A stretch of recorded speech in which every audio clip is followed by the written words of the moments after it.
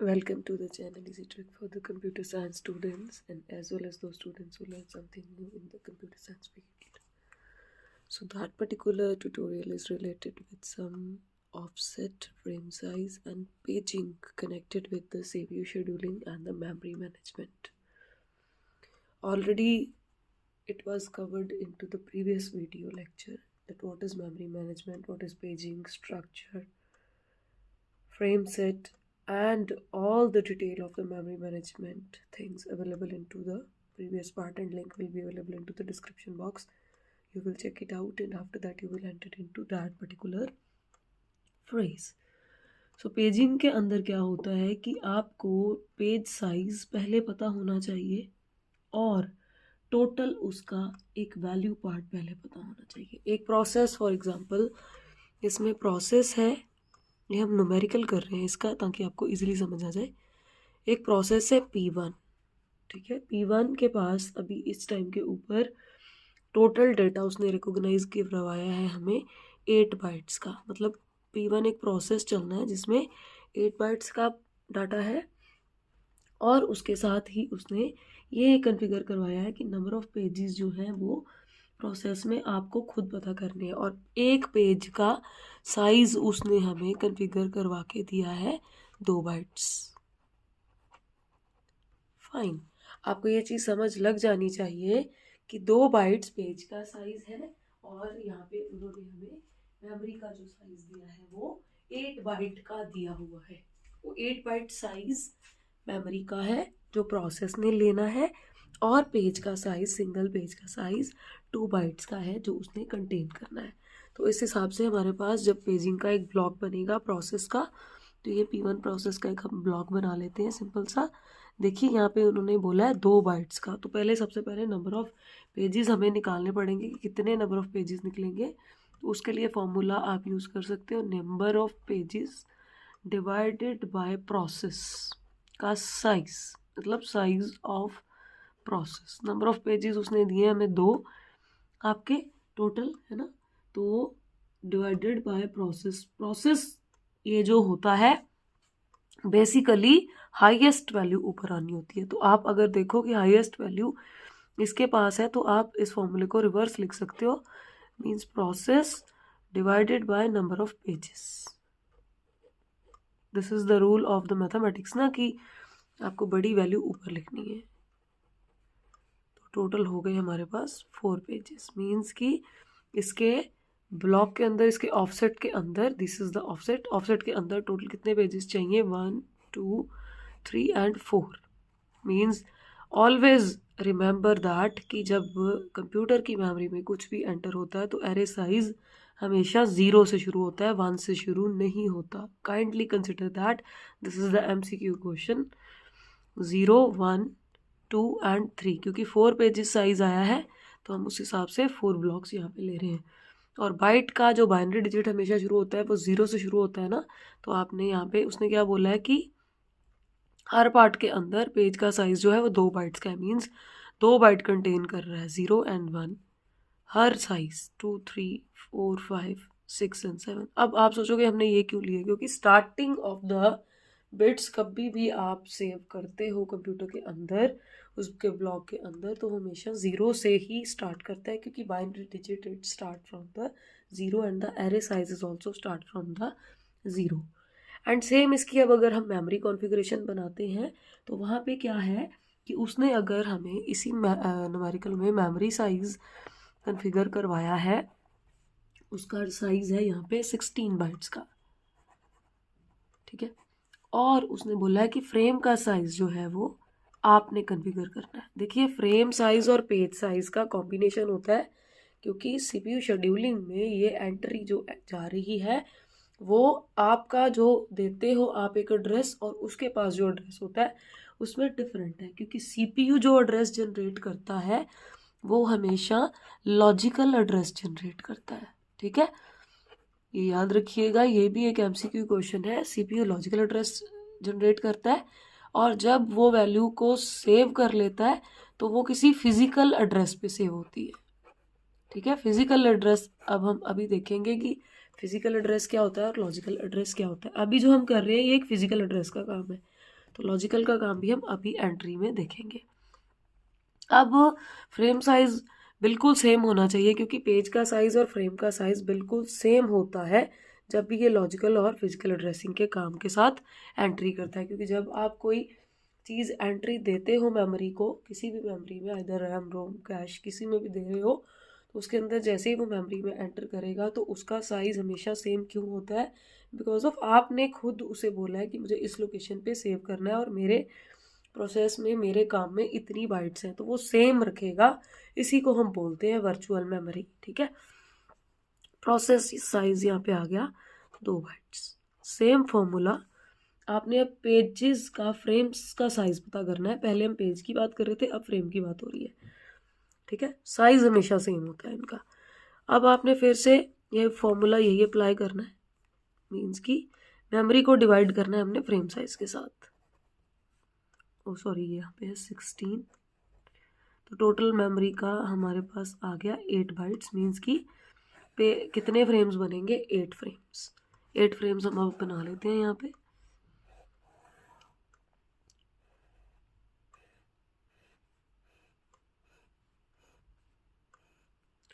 Zero से start करना है। 0 1 2 3 4 5 6 and 7। This is the frame size. ठीक है, अब उसने बोला है कि हर फ्रेम में कितना बाइट्स डाटा जा रहा है? 2 बाइट का डाटा। 0 1 से ही आप स्टार्ट कर सकते हो।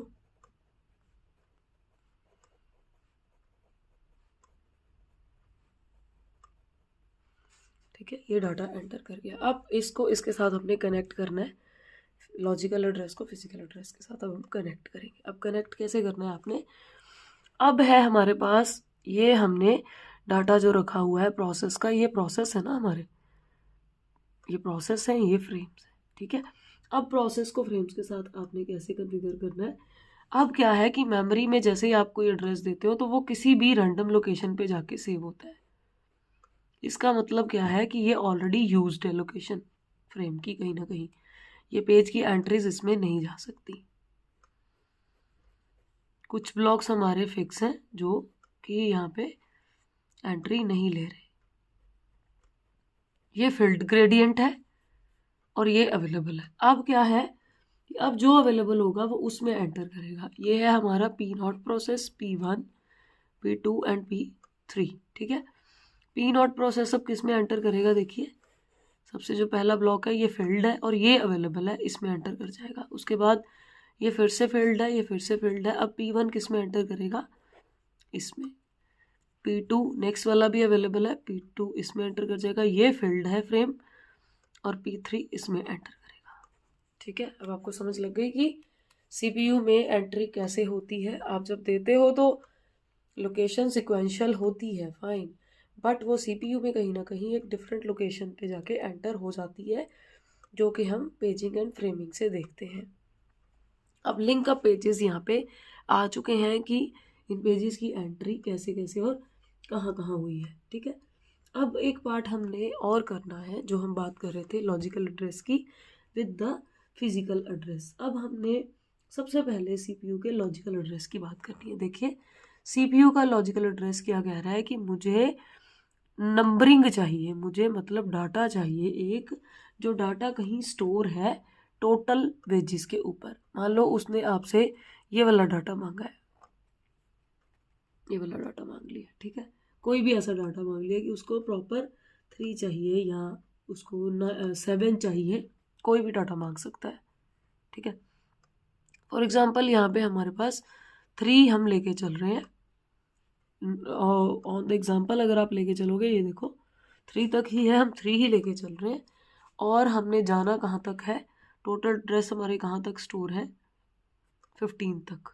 15 तक जाना है, 15 तक जा सकते हो।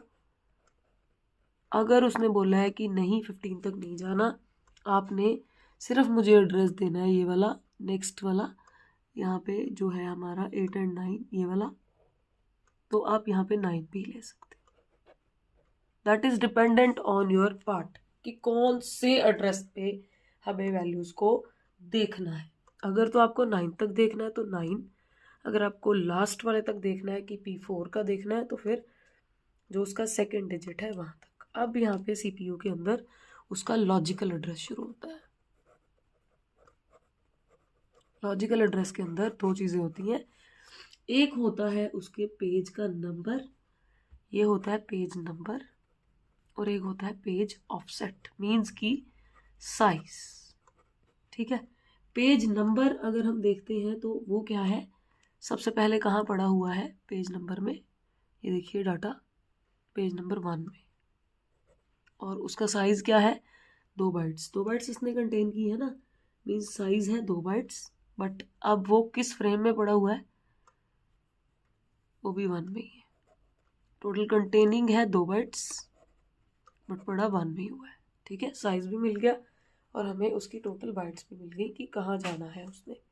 ये है इसका लॉजिकल एड्रेस। अब बात करता है वो कि इसके अंदर जो ब्लॉक बनेगा वो ब्लॉक कैसा बनेगा। देखिए इसके अंदर जो ब्लॉक बनना है उसने अब डाटा उठाना है P0 से P1 की कहाँ कहाँ डाटा स्टोर है। देखो डाटा कहाँ स्टोर है P0 पे,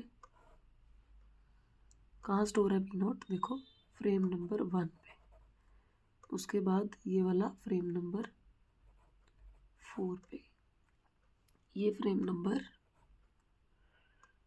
आपका 5 और ये फ्रेम नंबर 7। ये उसने उठा लिया कि ये ऑलरेडी डाटा मेमोरी यूनिट में कहाँ स्टोर हुआ है। तो अब क्या करेगा वो पेज टेबल से वहाँ पे कनेक्शन करेगा, और कनेक्शन करते टाइम वो ये देखेगा कि क्या इन्होंने डाटा उठा लिया हुआ है।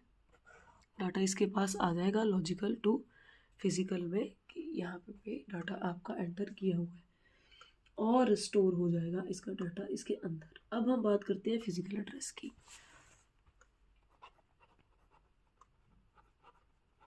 फिजिकल एड्रेस के अंदर हमने उसे बोला कि हमें 9 तक का डाटा चाहिए, मीन्स यहाँ तक ये डाटा चाहिए फ्रेम 4 तक का। 15 तक का चाहिए तो वहाँ तक भी कर सकते हो, पहले हम इसका करते हैं, तो ये आप बाद में खुद प्रैक्टिस के लिए कीजिएगा।